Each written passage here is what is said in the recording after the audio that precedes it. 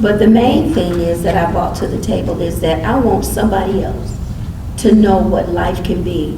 And coming from segregation and working with voting and doing all those things, the greatest thing I ever felt in my life was when change come and we could ride the front of the bus. And that I had that power to vote. And that's the one thing people don't realize, that there's power in voting and that you can make change. Thank you. Ladies, I'll tell you another important question which you did not receive. And I saw the expression of Senator C when she mentioned about being a PTA president. Tell us about family, how you've been able to, back then when you first got elected.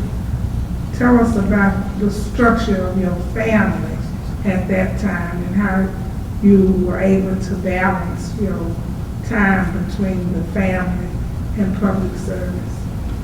For me personally, family was out of balance, if you will.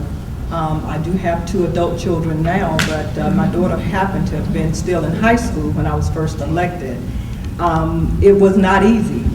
Politics is something my husband doesn't like at all, not for me. He loves politics for everything else, but for his wife, that was not something that he was supporting. However, as time grows on and he's seen how I've been able to affect change, he is very proud of me at this juncture in our lives, and we have a better balance. I now have 2 grandchildren from both my children, so I have 2 kids and 4 grandkids, and I think that my life at this juncture is more in balance than ever before, because I have something I really like doing, and that is working to help somebody, being in the legislature. I also have a career. I've been retired once, so I can do things at my leisure and not necessarily have to get up every day by the clock. So it's really in balance to have a family, faith, and friends. It's a balancing act. Thank you, Karen. Well, I am single.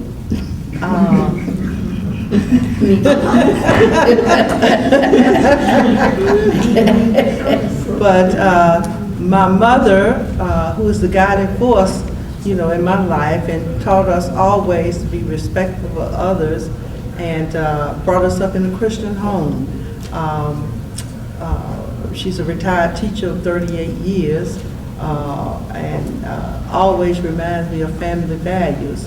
And I have a sister who is retired after 34 years of teaching here in the Clayton County Public Schools. So I certainly value family, have an extended family, have a large personal family of family members.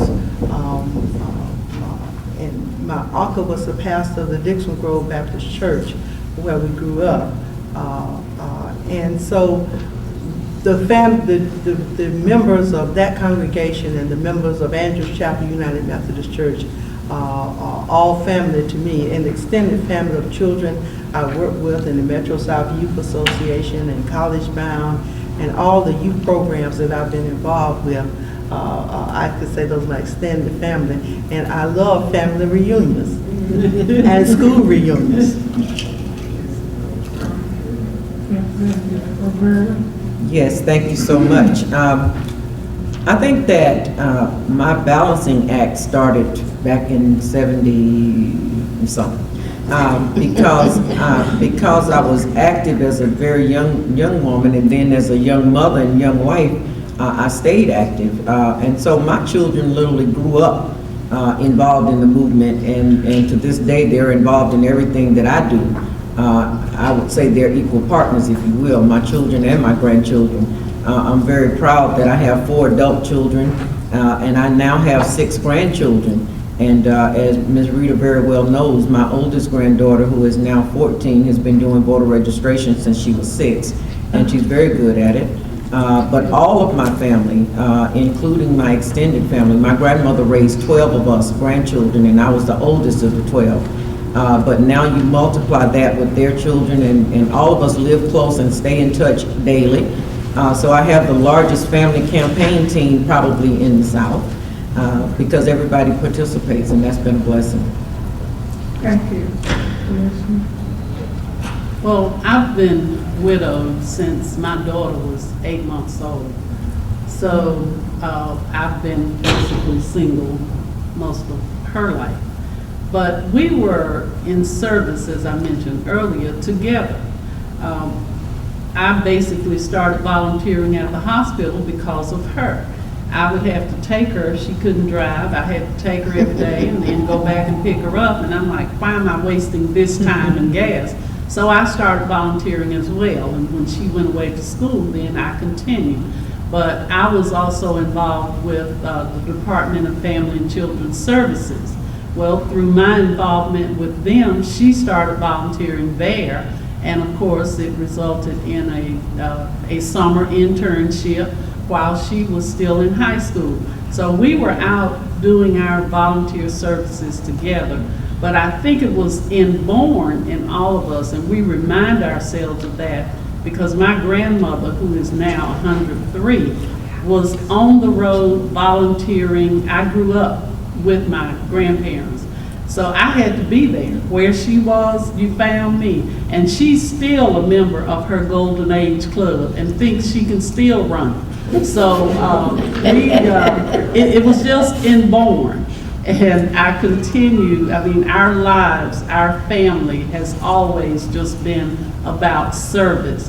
One of the commissioners in Truth attributes my grandmother and her friends to his successful campaigns over 30 years ago. So, Thank you. Mayor Dixon? Well, to be very honest about the whole thing here, my family has been, my 4 children has been my lifesaver. I started volunteering and working in schools and doing things when I was part of a system. And to be honest, it filled a void because I was an early divorcee. But it caught on. And that way I found happiness through helping others. And so did my children. But at the end of the day, if I be very honest about it now, I wanted to set the bar. And in my church, and my family is so strong, family-based, is that I wanted to set the bar high to encourage those in my family and what we call breaking generational curses, that education is the way. You don't have to be on a system. If you work hard, Auntie did it. If you want to do this, then you can make it and be a life example. So my family was very supportive, so I didn't have any problems with my family, except all the kisses. We are rapidly running out of time. We have to wrap it up. We're going to ask you to give a very brief closing statement, and in doing so, we would like for each one of you to address this question. And that is, if you could make things right in Clayton County, what would it look like?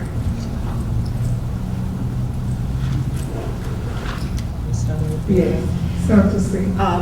If I could make things right in Clayton County, I think it would look like everybody who is elected holding office in Clayton County would understand the position that the people have elected them to serve in. If they did what they were elected to do, as opposed to trying to do everything for the county, then I think each of us has a role that we can do and do it well. The real example is that I served on the school board. When I left the school board, I was no longer a school board member, so I no longer tried to be a school board member. When I went to the House, I served in the House, but when I went to the Senate, I went and started becoming a senator and not trying to be a representative. So we each are elected, and I am pleased to thank the citizens and the voters of Senate District 34 who have allowed me to be their voice, and because of that, I can now say that I'm trying to be the best senator I could be without trying to run the entire county, because we have everybody on local, city, and other levels to do those jobs. Amen.